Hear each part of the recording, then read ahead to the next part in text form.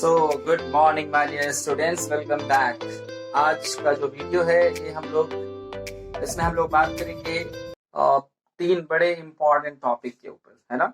जो पहला टॉपिक है वो है अथॉरिटी, और दूसरा टॉपिक है रेस्पॉन्सिबिलिटी, और तीसरा टॉपिक है डेलीगेशन। ओके, तो चलिए हम लोग स्टार्ट करते हैं विदाउट वेस्टिंग टाइम। अथॉरिटी क्या होती है? देखिए, हेनरी फ्योल में अथॉरिटी और रेस्पॉन्सिबिलिटी टर्म को यूज किया था, जिसको मैं थोड़ा इलेबोरेट करूंगा यहाँ पे।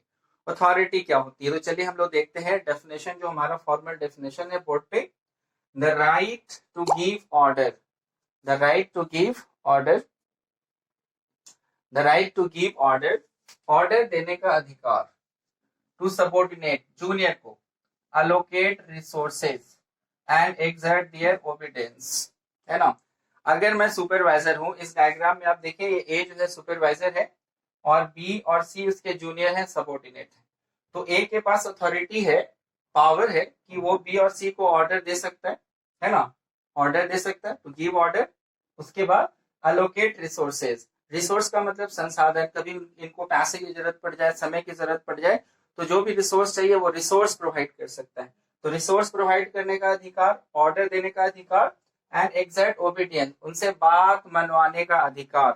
तो अथॉरिटी क्या होती है? पावर होती है सुपरवाइजर की, कि वो अपने सबॉर्डिनेट को गाइड कर सकता है, ऑर्डर दे सकता है और उनसे अपने बात को मनवा सकता है। इसी को हम लोग कहेंगे अथॉरिटी। सिंपल है, बात समझ में आया? तो अथॉरिटी किसके पास होती है? सुपरवाइजर के पास। कल को अगर आप मैनेजर होंगे, है ना, तो आपके नीचे जो लोग काम कर रहे हैं वो, उनके ऊपर आपको अथॉरिटी होगा कि आप उनसे काम करवा सकते हैं, उनसे अपनी बात मनवा सकते हैं। So this is what we call authority, है ना। क्या बिना अथॉरिटी के कोई भी मैनेजर काम कर सकता है? इमेजिन कीजिए, मैनेजर अपने जूनियर को कोई काम बोल रहा है करने के लिए, लेकिन वो बोलता है हम नहीं करेंगे। हम क्यों करेंगे? बात समझ रहे हैं? तो ऐसे में वो अपना काम नहीं करा पाएगा। तो इसीलिए authority is important for any management to work properly, right? अब हम लोग बात करेंगे अथॉरिटी के बाद जो है रेस्पॉन्सिबिलिटी क्या होती है। ठीक है, तो चलिए बढ़ते हैं हम लोग रेस्पॉन्सिबिलिटी की ओर।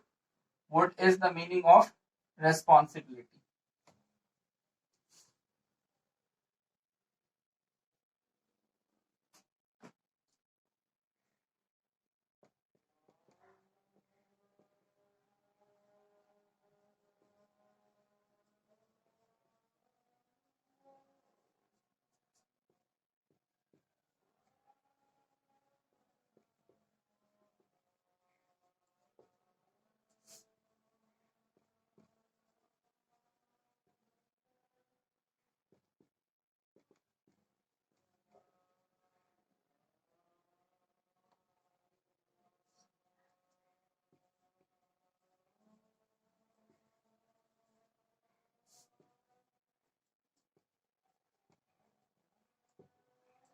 तो ये डेफिनेशन मैंने अभी बोर्ड पे लिखा है, इसको मैं चेंज कर रहा हूँ। अथॉरिटी के बाद जो नेक्स्ट टर्म हम बता रहे हैं वो आपको है रेस्पॉन्सिबिलिटी, राइट। तो क्या है भाई? रेस्पॉन्सिबिलिटी को हिंदी में हम लोग जिम्मेवारी बोलते हैं। रिस्पॉन्सिबिलिटी मीन्स जिम्मेवारी। तो आप देखिए क्या है, इट इज द सेंस और ड्यूटी, ये कर्तव्य होता है। जो रिस्पॉन्सिबिलिटी है वो कर्तव्य है ऑफ सबॉर्डिनेट, सबॉर्डिनेट का कर्तव्य बनता है to complete his work as ordered by supervisor. तो जो रिस्पॉन्सिबिलिटी है, इसका अर्थ है कि सबॉर्डिनेट का वो कर्तव्य जिससे वो अपने सुपरवाइजर के द्वारा, जो सुपरवाइजर ने उसको कहा है, उस काम को बिल्कुल उसी तरीके से करे, है ना। तो उसी को हम क्या बोलेंगे? रिस्पॉन्सिबिलिटी। जरा देखिए, सुपरवाइजर ने ऑर्डर दिया सी को, तो सी उस काम को वैसे ही करेगा जैसे कि सुपरवाइजर ने बोला है। तो हम कह सकते हैं कि सुपरवाइजर के पास अथॉरिटी होती है और सबऑर्डिनेट के पास रेस्पॉन्सिबिलिटी होती है। जो भी काम सुपरवाइजर सबऑर्डिनेट को पकड़ाएगा, ये सबऑर्डिनेट की रेस्पॉन्सिबिलिटी होती है कि वो उस काम को उसी तरीके से पूरा करे। बात समझ रहे हैं? तो जिस प्रकार आप काम करेंगे कहीं भी, तो आपकी अथॉरिटी भी होगी और आपको रेस्पॉन्सिबिलिटी भी दी जाएगी। जैसे जैसे कि अगर आपको घर में पापा ने, आपके पिताजी ने कुछ पैसा दिया, बोला कि भाई ये फल सब्जियां लेकर के आओ, तो वो जो पैसा आपको दिया वो अथॉरिटी थी, आप जो है उसको खर्च कर सकते हैं, है ना। लेकिन अथॉरिटी के साथ रेस्पॉन्सिबिलिटी भी दिया है कि सब्जियां लेकर के आना है। उसी तरह से व्हेन आप जो है किसी बड़े कंपनी में जॉब करेंगे, छोटी कंपनी में जॉब करेंगे, तो जो आपको अधिकार है, अथॉरिटी दी गई है, उसका दुरुपयोग नहीं करना है। अथॉरिटी के साथ रिस्पॉन्सिबिलिटी भी साथ साथ आती है। Okay, understood? Authority and responsibility goes hand in hand. अब हम लोग बात करेंगे अथॉरिटी और रिस्पॉन्सिबिलिटी जो होती है, अथॉरिटी और रिस्पॉन्सिबिलिटी, इसमें क्या संबंध होता है। रिस्पॉन्सिबिलिटी के अकॉर्डिंगली अथॉरिटी होना चाहिए या अथॉरिटी के या क्या ज्यादा या कम होना चाहिए। तो सबसे पहली बात तो जो अथॉरिटी है वो रिस्पॉन्सिबिलिटी के अकॉर्डिंगली होनी चाहिए। समझिए आप किसी कंपनी के मैनेजर हैं और आप अपने नीचे किसी एम्प्लॉयज को हायर कर रहे हैं, है ना, अपने नीचे किसी को आप रख रहे हैं नौकरी पे, तो पहले आप उसको पावर दीजिएगा, पहले उसके अधिकार तय कीजिएगा, या पहले आप ये सोचिएगा कि आप उससे करवाएंगे क्या। सोचिए, तो सबसे पहले आप सोचते हैं कि उससे करवाना क्या है, उसको क्या जिम्मेवारियां दी जाए, क्या रेस्पॉन्सिबिलिटी दी जाए। बात समझ रहे हैं? अगर रेस्पॉन्सिबिलिटीज तय हो जाती है तब हम सोचते हैं कि इसको क्या अथॉरिटी दी जाए, क्या पावर दिया जाए। बात समझ रहे हैं? जैसे फॉर एग्जाम्पल एक शहर का जो डिस्ट्रिक्ट मजिस्ट्रेट होता है, उसकी अथॉरिटी होती है कि वो पूरे शहर को जो है अपने हिसाब से चला सकता है। अगर कहीं पे कोई संदिग्ध आदमी दिखे उसको जेल के अंदर भी डाल सकता है, ये उसकी अथॉरिटी है। लेकिन उसकी अथॉरिटी वही चलेगी ना जहां पे वो पोस्टेड होगा। अगर हम बोलेंगे कि भाई जो दिल्ली का, पटना का जो डीएम है उसका आदेश लखनऊ में भी चले, तो क्या पॉसिबल है? तो हर मैनेजर का जो सीमा रेखा होता है, अथॉरिटी होती है, उसका एक दायरा होता है, और उसी को हम लोग स्पैन ऑफ मैनेजमेंट भी कहते हैं या स्पैन ऑफ कंट्रोल भी कहते हैं। तो स्पैन ऑफ कंट्रोल क्या हो गया? एक मैनेजमेंट के नीचे जितने लोग आ गए हैं वो उसका स्पैन होगा, दायरा होगा। अब मोदी जी जो है इंडिया के प्रधानमंत्री है, वो बोलेंगे कि अमेरिका में भी मेरा आदेश चले, तो क्या होगा? संभव है? नहीं, क्योंकि वो इंडिया के प्राइम मिनिस्टर है, तो उनकी अथॉरिटी भी इंडिया तक ही सीमित है। कितना आपको समझ में आएगा?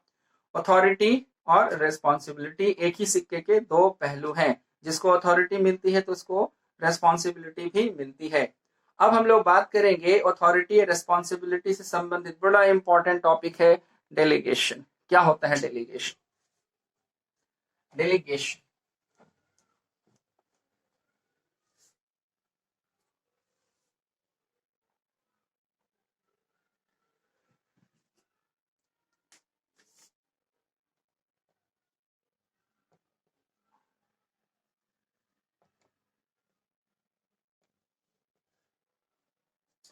समझिए, डेलीगेशन क्या होता है? जब सुपरवाइजर सबॉर्डिनेट को यानी बॉस जूनियर को कुछ खास अधिकार और कुछ अधिकार ट्रांसफर कर देता है, कुछ अथॉरिटी और कुछ रेस्पॉन्सिबिलिटी ट्रांसफर करता है काम करने के पर्पज से, तो उसको हम डेलीगेशन बोलेंगे। इस केस को समझिए, ए जो है सुपरवाइजर है, इसको बहुत सारा काम है। बात समझ रहे हैं? हर दिन बहुत सारा काम करता है, बहुत इंपॉर्टेंट बंदा है। एक दिन क्या होता है, एक दिन इसको कहीं जरूरी इंपॉर्टेंट मीटिंग के लिए जाना है, कुछ ज्यादा जरूरी काम करना है। तो अब वो सोच रहा है कि ये काम करेगा कौन, तो वो क्या करता है, बी और सी को बुलाता है और अपने काम को बांट देता है। बोलता है चलो 50% तुम कर लेना, 50% तुम कर लेगा। लेकिन काम बांटने से तो नहीं होगा। अगर सबॉर्डिनेट को आप काम दे रहे हैं तो सबॉर्डिनेट को पैसा भी देना पड़ेगा, टाइम भी देना पड़ेगा, और उस काम करने के लिए जो जो रिसोर्सेस चाहिए वो भी उपलब्ध आपको कराना पड़ेगा। तो जब डेलीगेशन हुआ तो डेलीगेशन में क्या हुआ कि जो सुपरवाइजर अपने कुछ पावर को, कुछ अथॉरिटी को ट्रांसफर करता है। सुपरवाइजर ने नीचे क्या किया, अथॉरिटी को ट्रांसफर कर दिया। बात समझ रहे हैं? इधर भी अथॉरिटी ट्रांसफर हो गई है, इधर भी अथॉरिटी ट्रांसफर हो गई है। बात समझ रहे हैं? तो डेलीगेशन को हम कैसे परिभाषित कर सकते हैं? इट इज द डाउनवर्ड, याद रखेंगे, downward, it is the downward transfer of authority from supervisor to subordinate। यानी कि सुपरवाइजर से सबऑर्डिनेट तक जो नीचे की ओर अथॉरिटी को ट्रांसफर किया गया, इसी को हम क्या बोलेंगे, डेलीगेशन। बात समझ रहे हैं? तो डेलीगेशन कौन करेगा? डेलीगेशन कौन करेगा, सुपरवाइजर या सबऑर्डिनेट? डेफिनेटली ये कौन करेगा, सुपरवाइजर करेगा। सबऑर्डिनेट डेलीगेशन नहीं कर सकता है। ओके, तो चलिए आज हम लोग इतना ही रहने देते। Thank you for watching.